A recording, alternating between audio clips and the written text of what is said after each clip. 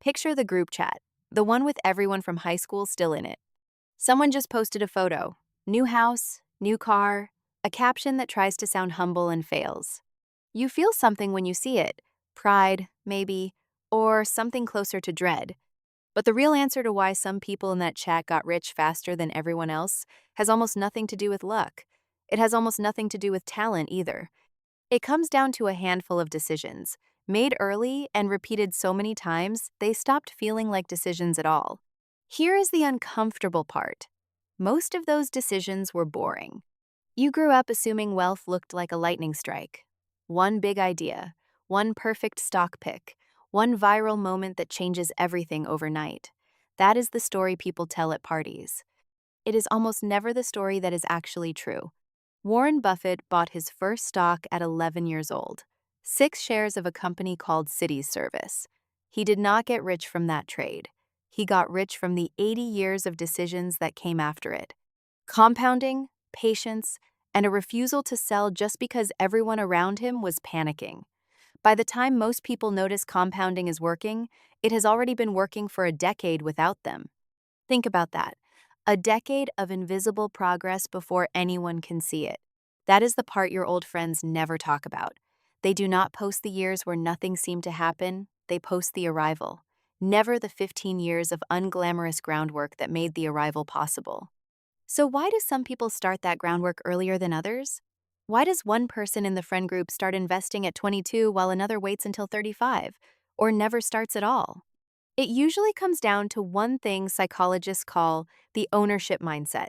Somewhere early on, one person starts thinking of their money as a tool that works for them, even while they sleep. The other person keeps thinking of money as something they trade for things. Both people can earn the exact same salary. One of them treats every dollar as a small employee that should be doing a job.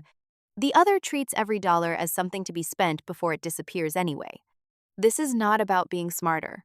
It is about a single mental shift that changes everything downstream of it. Sam Walton did not build Walmart by being a genius retailer overnight.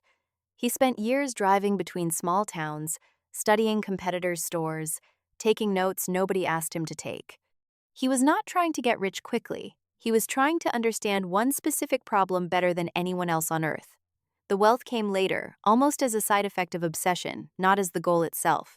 Here is a question worth sitting with. Are you chasing the wealth, or are you chasing the thing that produces it?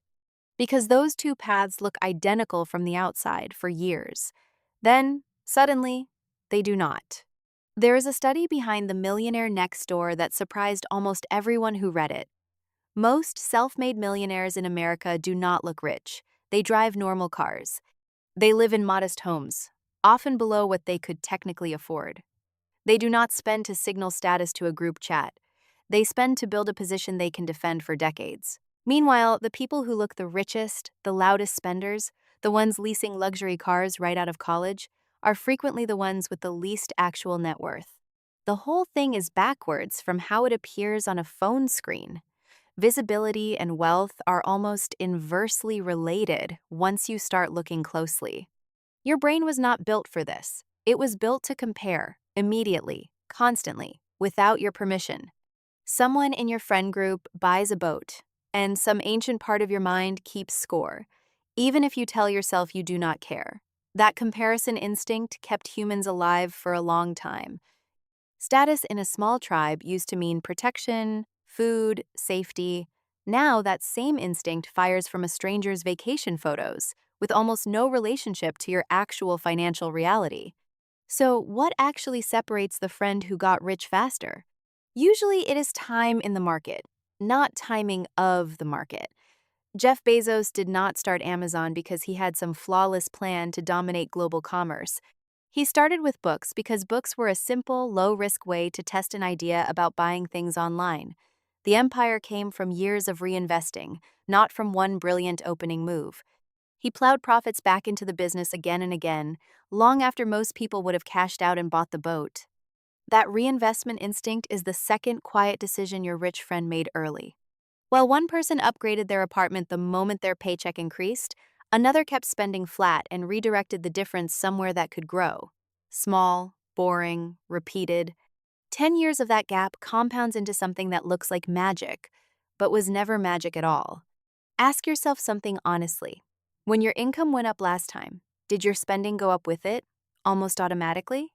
That is called lifestyle creep, and it is the single most common reason smart, hardworking people stay financially stuck their entire lives.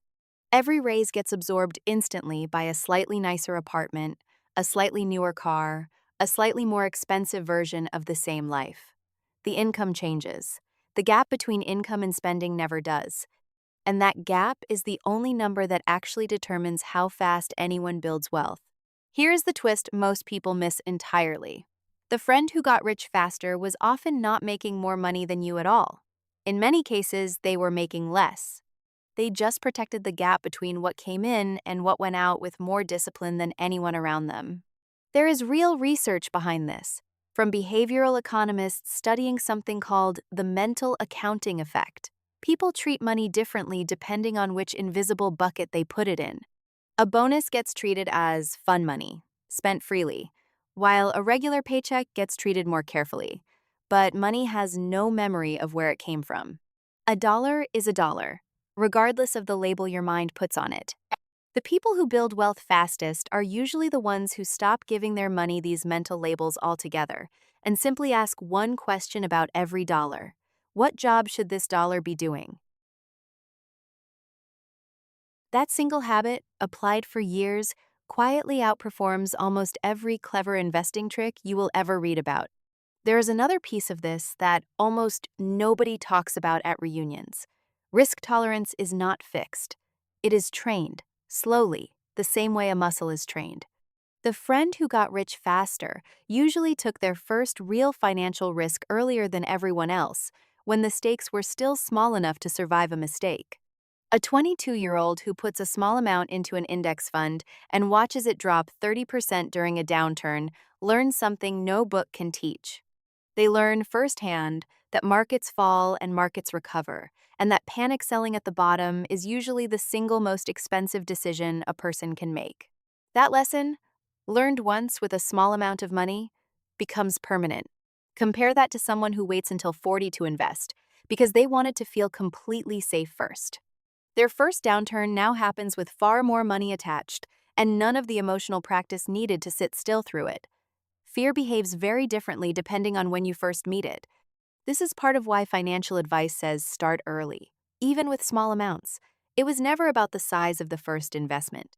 It was about building the emotional callus before the stakes got large enough to really hurt.